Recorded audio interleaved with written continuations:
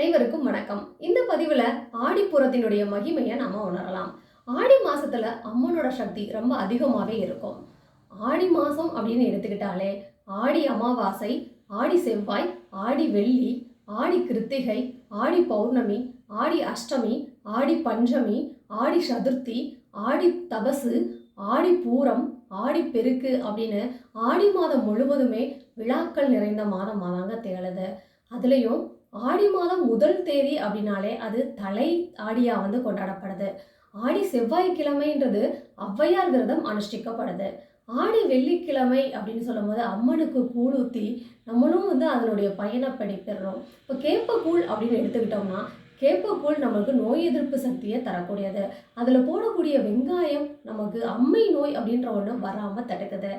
ஆடி அமாவாசை அப்படின்னு சொல்லும் போதே ஆடி அமாவாசை அன்னைக்கு நம்ம ஒவ்வொருவரும் வேண்டுறோம், நம்முடைய முன்னோர்களை வேண்டுறோம் அப்படின்றதோட மட்டும் இல்லாமல் நம்மளுடைய திருநாவுக்கரசருக்கு சிவபெருமான் கைலையில காட்சி கொடுத்த தினத்தை ஆடி அமாவாசையை நம்ம அனுஷ்டிக்கிறோம். அதோட ஆடி பௌர்ணமி அப்படின்றது ஆடி பௌர்ணமியை நம்ம குரு பூர்ணிமாவா நம்ம கொண்டாடிட்டு வரோம். நம்முடைய குருவுக்கு நன்றி செலுத்தக்கூடிய விதமாக நம்ம குரு பூர்ணிமா கொண்டாடிட்டு வரோம். ஆடி தபசு அப்படின்றது நம்முடைய உமையம்மை கோமதி அம்மையாக சிவபெருமான்கிட்ட சங்கர நாராயணன் உருவத்தை வேண்டி தவமிருந்த தினத்தை தான் நம்ம கொண்டாடிட்டு வரோம் ஆடி தபசா. அதில் அது மட்டும் இல்லை, திருநெல்வேலியில் சங்கர நாராயணனா பக்தர்களுக்கும் காட்சி தராரு சிவபெருமான்.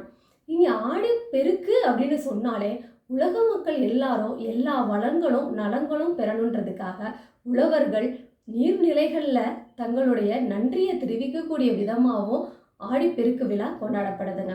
அதோட ஆடிப்பூரம் அப்படின்னு நம்ம எடுத்துக்கிட்டோம். எல்லா மாதத்துலேயும் தான் பூர நட்சத்திரம் வருது. அதில் என்ன ஆடி மாதத்தில் வரக்கூடிய பூர நட்சத்திரத்துக்கு சிறப்பு அப்படின்னு எடுத்துக்கிட்டோம்னா, பூரம் நட்சத்திரம் அப்படின்றது 27 நட்சத்திரங்களில் 11வது நட்சத்திரமாக வரக்கூடியது. இந்த பூர நட்சத்திரத்தில், அதாவது ஆடிப்பூர திருநாளில் தான் ஆண்டாள் நாச்சியார் அவதரித்த தினமாக கொண்டாடப்படுறோம். ஸ்ரீவில்லிபுத்தூரில் 10 நாட்கள் இந்த ஆடிப்பூர திருவிழா கொண்டாடப்படுது. அதில் 10வது நாள் ஆண்டாள் நாச்சியார் ஸ்ரீரங்கநாதரை திருக்கல்யாணம் செய்யக்கூடிய நிகழ்வும் நடைபெறுதுங்க. அதோட உலக மக்களை காப்பாத்துறதுக்காக உமையம்மை ஆகிய பார்வதி தேவி அவதரித்த தினமும் ஆடிப்பூரம் திருநாள் தான். மக்கள் எல்லாரும் சிவபெருமானுக்கும் உமையம்மைக்கும் திருவிழா நடத்திட்டு இருக்காங்க.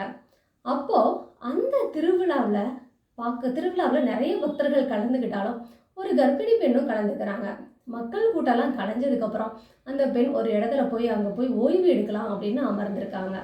அப்போ திடீர்னு அந்த பெண்ணுக்கு பிரசவ வலி ஏற்பட்டுருச்சு. உடனே உமையம்மையை வேண்டி தன்னை அவங்க தான் காப்பாற்றணும்னு வேண்டுறாங்க அந்த பெண். உடனே உமையம்மையே அந்த பெண்ணுக்கு மருத்துவச்சியாக பிரசவம் பார்க்குறாதுங்க. வந்தது உமையம்மை தான் அப்படின்றத உணர்ந்துக்கிட்ட அந்த பெண் அம்மாட்ட தன்னுடைய வேண்டுதலை கேட்குறாங்க.